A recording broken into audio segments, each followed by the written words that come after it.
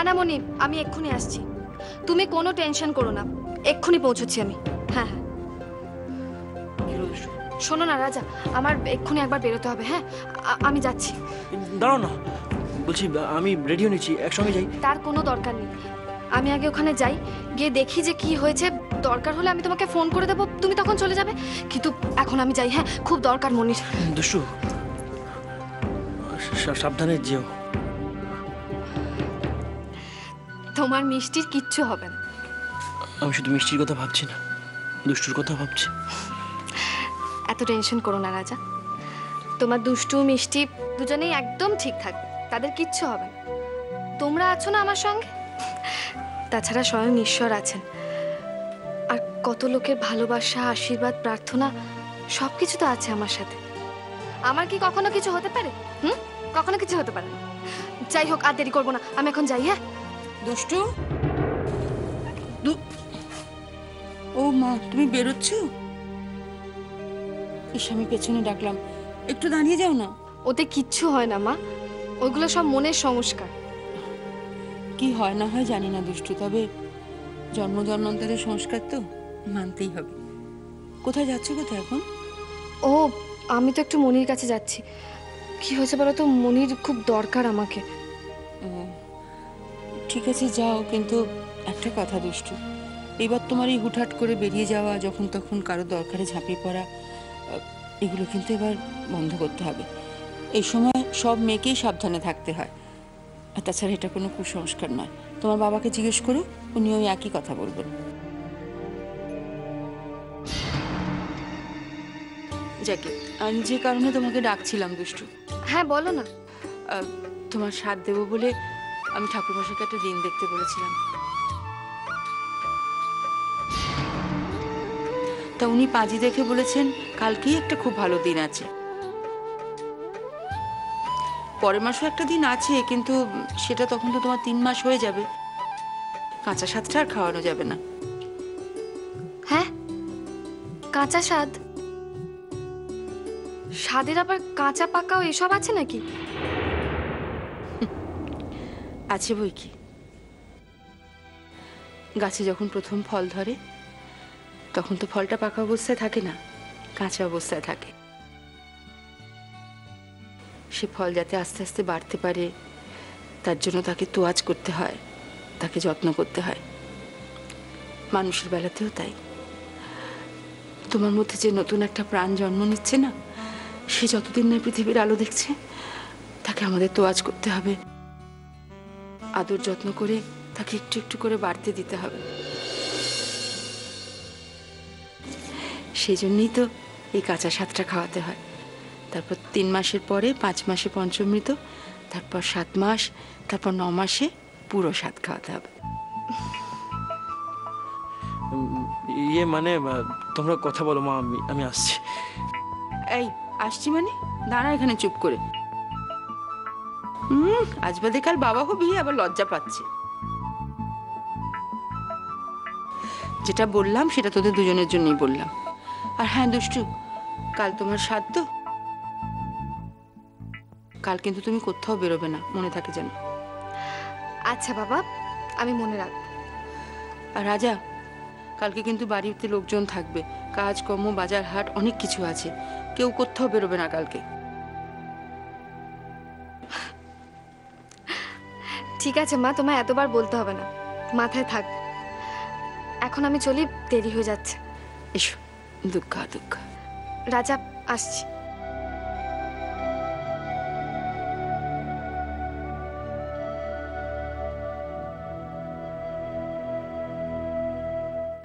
স্বাদ? কাল তোমার স্বাদ খাওয়ার স্বাদ না খুঁচিয়েছি আমি দুষ্টু, তো আমার নামও বিশাখা নয়।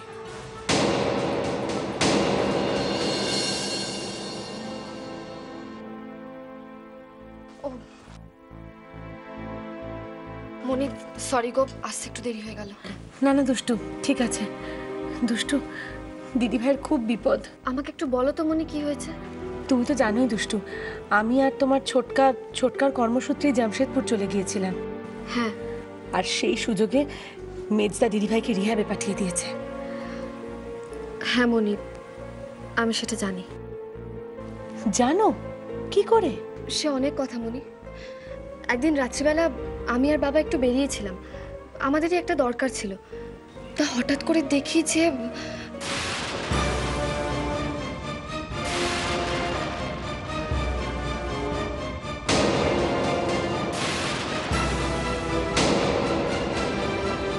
জানো তো মনি, ইচ্ছে থাকা সত্ত্বেও আমি আন্টিকে বাঁচাতে পারিনি। মানে আমার হাতে তো কোনো প্রমাণই ছিল না। আমার এসব ভালো লাগছে না দুষ্টু, আমার এসব কিচ্ছু ভালো লাগছে না। যে করেই হোক দিদিভাইকে ছাড়িয়ে আনতেই হবে। জানো দুষ্টু, দাদার মৃত্যুর পিছনে মেজদারি হাত ছিল। হোয়াট? কি বলছো কি তুমি? হ্যাঁ দুষ্টু, আমি ঠিকই বলছি। আমার হাতে কোনো প্রমাণ নেই ঠিকই, কিন্তু আমি শিওর যে দাদার মৃত্যুর পিছনে মেজদারি হাত ছিল। দুষ্টু, আজ আমি মেজদা আর ওই রিহ্যাবের ডক্টরের কনভারসেশন শুনেছি। ওরা দুজনে কথা বলছিল যে দিদিভাইকে আজ থেকেই নাকি শক ট্রিটমেন্ট দেওয়া হবে। কি আজই? হ্যাঁ দুষ্টু, দুষ্টু দিদিভাইকে যদি ওরা সত্যি সত্যি শক ট্রিটমেন্ট দেয়, দিদিভাই পাগল হয়ে যাবে। দুষ্টু, দিদিভাই পুরো পাগল হয়ে যাবে। আমরা এটা কোনোভাবে আটকাতে পারি না দুষ্টু, তুমি আমাকে একটু হেল্প করো না।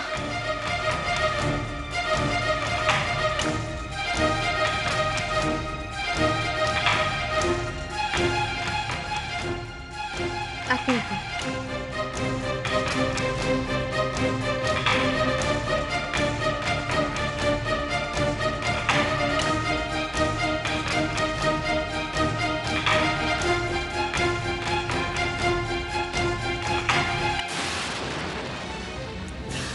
দাঁড়াও, আমি চেষ্টা করছি।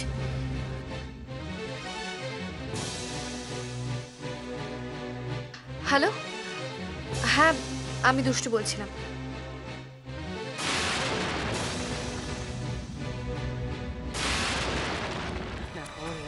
না প্লিজ আমার ছেড়ে দাও, আমার ছেড়ে দাও, আমি ইনজেকশন নেব না। বৌদি, বৌদি শান্ত হও। 1 সেকেন্ড লাগবে, একদম লাগবে না। ইঞ্জেকশন দিলে তোমার ভালো লাগবে। বৌদি, বৌদি প্লিজ। শক্ত করে ধরো হাতটা। কি হলো কি? একটা ইঞ্জেকশন রেডি করতে এত সময় লাগে? তাড়াতাড়ি করো, কুইক।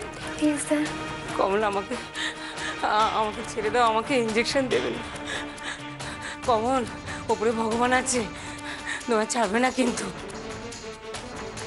তোমার ঠিক ঠিক শাস্তি দেবেন। সিস্টার, সিস্টার প্লিজ আমাকে ইনজেকশন দেবেন না, আমাকে ইনজেকশন দেবেন না। আমি এটা তুমি কি বলছো বৌদি? দেখো, ইঞ্জেকশন দিলে তোমার এই রাগ ছটফটানি সব ঠান্ডা হয়ে যাবে। একটু ধৈর্য ধরো বৌদি। বৌদি প্লিজ, বৌদি। Doctor, injection ready. রেডি তো পুশ করছো না, তাড়াতাড়ি কুইক। ছেড়ে দাও আমাকে। না, আমার ইনজেকশন দেবে না। না না না না না না না।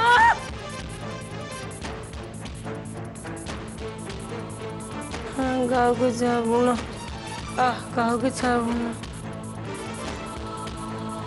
আমার যখন এসে তোমাদের সবাই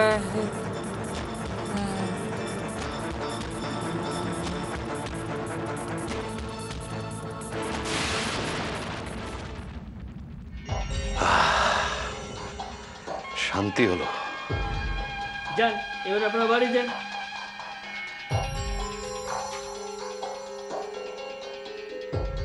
কি ব্যাপার, নার্সের বাইরে যেতে বললেন? শক দেবেন না?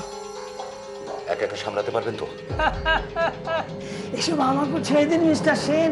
এই সমস্ত কাজ আমি এত করেছি যে 2-4টে নোবেল আমি পেয়ে যেতে পারতাম, যদি অবশ্য নোবেল এই বিষয়ে দেওয়া হতো।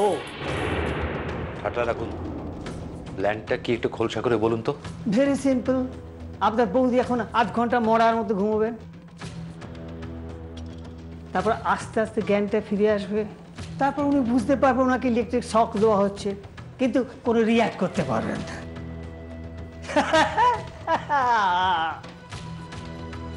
আপনার বৌদিকে আমি উন্মাদ করে দেবো, আপনি নিশ্চিন্ত থাকুন।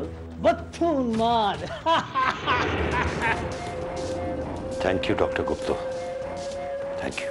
তবে কি জানেন তো মিস্টার সেন, শুকনো কথায় যেমন চিড়ে ভেজে না, তেমনি পকেটে না থ্যাংক ইউটা কিরকম তেতো তেতো লাগে। চিড়ে ভেজা নিয়ে আপনি চিন্তা করবেন না ডক্টর গুপ্ত,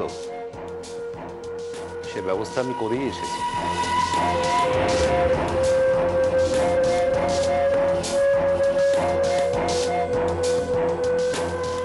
এই এতক্ষণে না মুখে তেতো তেতো ভাবটা কেটে গেল।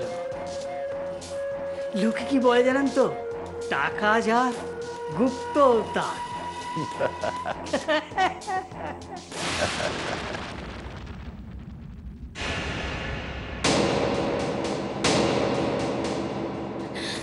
দাদা প্লিজ প্লিজ আমাকে এখান থেকে নিয়ে যা। আরে কি হয়েছে আমাকে সেটা বলবি তো। এত কথা ফোনে বলা যাবে না, তুই এখানে আয়, তারপর বলছি। প্লিজ আয়। টুসি টুসি টুসি, তুই আমার একটু কথাটা শোন। তুই আমাকে কটা দিন সময় দে, আমি যেমন তখন একটা বাড়ি জোগাড় করেই তোকে নিয়ে আসবো। আমি বলছি তো আমি তোকে নিয়ে আসবো। তুই কেন বুঝতে চাইছিস না? আচ্ছা ঠিক আছে, তুই যদি কোনো ব্যবস্থা করতে না পারিস তাহলে আমাকেই কোনো ব্যবস্থা করে নিতে হবে রে। টুসি, আমার পক্ষে আর এখানে থাকা সম্ভব না, কিছুতেই না। তার মানে টুসি, হ্যালো হ্যালো হ্যালো, হঠাৎ কি হলো টুসির? এইভাবে ফোনটা কেটে দিল কেন? দুষ্টু তোমাকে যেগুলো বোঝালো তুমি কানেই নাও, তাই তো? মেজু বৌদির কথা শুনে তুমি যদি চলে যাও তাহলে মেজু বৌদির নোংরা সন্দেহগুলোকে প্রশ্রয় দেওয়া হবে। একটু বোঝার চেষ্টা করো। রাজা, আমি আমাদের সম্পর্কটাকে নোংরা করতে চাইছি না। কোনো সম্পর্ক নোংরা হচ্ছে না টুসি, কোনো সম্পর্ক নোংরা হয় না। প্রত্যেকটা সম্পর্ক তার জায়গায় পবিত্র থাকে। তবে হ্যাঁ, আমরা যদি বাইরের লোকের উস্কানিতে সাবধান হয়ে যাই তখন ভাবতে হবে যে আমাদের মধ্যে বন্ধুত্ব ছিল কিনা। রাজা রাজা, আমি কিন্তু এইভাবে ভাবিনি, সত্যিই ভাবিনি। আমি শুধু আমার কারণে যে তোমাদের মধ্যে বারবার অশান্তি হচ্ছে সেটা এড়াতে চাইছি। Sorry sorry sorry sorry sorry, একেবারে ভুল সময় এসে পড়েছি, ভেরি সরি। আসলে কি জানো তো, এরকম কমন স্পেসে দাঁড়িয়ে দাঁড়িয়ে কোনো গোপন জায়গায় গিয়ে, না মানে বলছে আড়ালে আবডালে গিয়ে পরকীয়ার মজাটাই তো আলাদা। না রাজা না, আমার এখান থেকে চলে যাবেই ভালো। তুমি চুপ করো, প্লিজ চুপ করো। মেজু বৌদি, তোমার এটা মুখ না নর্দমা? এই নর্দমা নয় রাজা, নর্দমা নয়, ওটা নর্মদা হবে। তুই বানানটা ভুলিয়ে ফেলেছিস। দীপু তো আমাকে প্রায়ই বলে আমার মুখটা নাকি নর্মদার পবিত্র জলের মতো মিষ্টি। যাকে ছাড়ো ওসব কথা। এই দুষ্টু কোথায় বলতো? দুষ্টুকে তো দেখতে পাচ্ছি না। শুনলাম কাল নাকি ওর স্বাদ, তা স্বাদের আগেই দেখছি স্বাদ পূরণ হয়ে যাচ্ছে। স্বাদ পূরণ হোক কি না হোক, প্রেম হোক কি না হোক, তবে তোমার কি? তুমি না করাতে কেন এসছো? ওমা আসবো না, তোমরা এরকম মিষ্টি সুরে গুনগুন গুনগুন করে যাচ্ছ, আর আমি কি না এসে পারি রাজা? আসবে না, আসবে না, শুনেছো? বুঝে নিয়েছো? যাও এবার, যাও। দাঁড়াও, তোমাকে দাঁড়াতে হবে না, আমি নিজেই চলে যাব।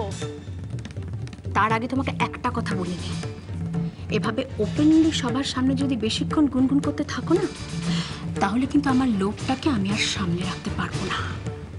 কথাটা মনে রেখো।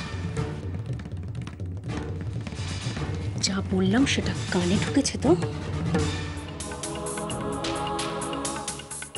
রাজা, এই জন্য আমি এখান থেকে চলে যেতে চাই। আর এই জন্য আমি চাইছি তুমি এখান থেকে যাবে না, বুঝেছো? কেন কেন আমার সঙ্গে এরকম করছো? কেন আমার টর্চার করছো? আমি শখ দেবেন না, শখ দেবেন না ডাক্তার।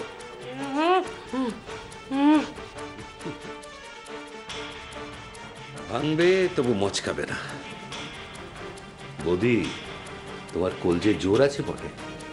শোনো না, ভালো কথায় তুমি সইটা করে দিলে তোমায় এত হ্যাপাতো পোহাতে হতো না। কিন্তু তুমি তো শুনবে না আমার কথা। আমি নিরুপায় গো। নিজের ডক্টর ভাদুড়ি, দুগ্গা দুগ্গা করে ইলেকট্রিক শকটা দিয়ে আনুন।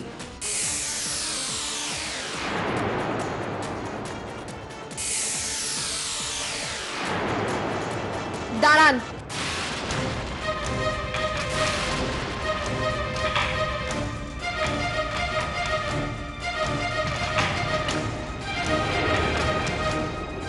কি আপদ, শুভ কাজের সময় ঠিক হাজির হয়ে গেল।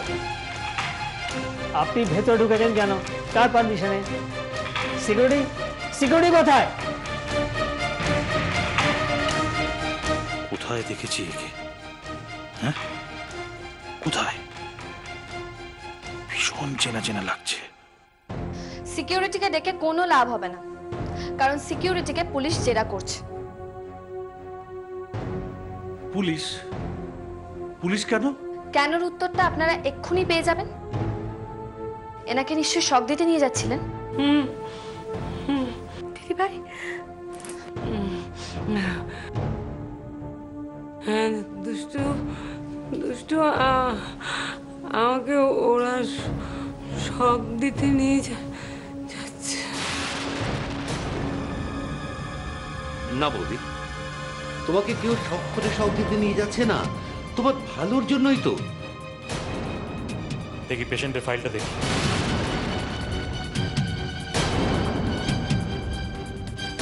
পেশেন্টের ফাইল? তা আপনাকে দেখাবো কেন? হু আর ইউ? ডক্টর গুপ্তা, আপনার মতো আমিও একজন ডাক্তার, ডক্টর অভিরূপ দাশগুপ্ত। না আপনি? হ্যাঁ আমি। আচ্ছা একটা কথা বলুন তো, আপনার সঙ্গে আমার আগে কখনো দেখা হয়নি তাই না? না না, আপনার সঙ্গে তবে আপনার আর্টিকেল আমি পড়ি, নানা জার্নালে বেরোয় তো, আমি প্রত্যেক দিন পড়ি। আচ্ছা ঠিক আছে, আপনি পেশেন্টের ফাইলটা বার করুন, আমি দেখি ওনার শক থেরাপির দরকার আছে কিনা। হ্যাঁ মানে ওনার শক থেরাপির দরকার না থাকলে কেন আমি এরকম স্টেপ নেবো বলুন? যদি আপনি দরকার অনুযায়ী স্টেপ নিয়ে থাকেন তাহলে ফাইলটা দেখিয়ে দিন না, আপত্তি কোথায়? ওটা দেখাতে তো আপনার আপত্তি হওয়ার কথা না। কর্মকার, সুকান্ত কর্মকার। হ্যাঁ না না, আমি সুকান্ত নই, আমি তো সৃজিত গুপ্ত। নিজের জালে নিজেই জড়িয়ে পড়লেন তো। ঠাকুর ঘরে কে? আমি তো কলা খাইনি। আমি তো একবারও বলিনি যে আপনি সুকান্ত কর্মকার। আপনি নিজে কেন বলছেন যে আপনি সুকান্ত কর্মকার নন? পাপি, তুমি কি ওনাকে চেনো? হাড়ে হাড়ে চিনি। পুনেতে একটা হসপিটালে একইভাবে একটা সুস্থ লোককে শক থেরাপি করে মেরে ফেলার দায় ওনার রেজিস্ট্রেশনটা ক্যান্সেল হয়েছিল। নাম হারিয়ে ডক্টর সৃজিত গুপ্ত সেজে আবার এখানে জয়েন করেছেন। হ্যাঁ দুষ্টু, অফিসারকে ডাক। আপনি বার করুন পেশেন্টের ফাইল আর আপনার রেজিস্ট্রেশন নাম্বার, দুটোই বার করুন। দুটোই পুলিশকে দেখানো হবে। কি করছেন? উঠুন উঠুন। সুস্থ মানুষকে ইলেকট্রিক শক দিয়ে মেরে ফেলতে চাইছিলেন। লজ্জা করছে না আপনার ক্ষমা চাইতে? একবার তো পুলিশের চোখে ধুলো দিয়ে পালিয়েছিলেন, এবার কি করবেন? এবার আপনার কিন্তু রক্ষে নেই। বেশ, আমাকে পুলিশের হাতে দিতে চান দিন, তবে তার সঙ্গে মিস্টার সেনকেও দিতে হবে, কারণ উনিই আমাকে বলেছিলেন যে ওনার বৌদিকে বদ্ধ উন্মাদ করে দিতে পারলে 2 লক্ষ টাকা আমাকে দেবে। তার জন্য অবশ্য 50,000 টাকা আমাকে অ্যাডভান্সে করেছে। মিথ্যে কথা। ছি ছি ছি ছি। আপনি আমার মায়ের মতো বৌদির এত বড় সর্বনাশ করছিলেন? আচ্ছা, আপনি নিজে ধরা পড়ে গিয়ে আমাকে ফাঁসাবার চেষ্টা করছেন তাই না? শুনুন, কোনো প্রমাণ আছে আপনার কাছে যে আমি আপনাকে টাকার লোভ দেখিয়েছিলাম? প্রমাণ থাকলে তো আজই আপনাকে জেলে পাঠাতাম, কিন্তু আপনি তো আঘাত বেঁধেই নেমেছেন। দুষ্ট এই অসৎ, না না, এই খুনে ডাক্তারকে তোমরা কিন্তু ক্ষমা করো না, একদম ক্ষমা করো না। এইসব লোকের জেলের বাইরে থাকাই উচিত নয়। তোমরা পুলিশ নিয়ে এসো না, খুব ভালো করেছো, খুব ভালো করেছো। আপনি আমার মায়ের মতো বৌদির সর্বনাশ করবেন আর আমি আপনাকে ছেড়ে দেবো ভেবেছেন? না না, আমি আপনাকে ক্ষমা করবো না। চলো চলো চলো, তোমার আমি পুলিশ হাতে ধরে দিচ্ছি। আমিও যাবো আপনার সঙ্গে। চলো চলো।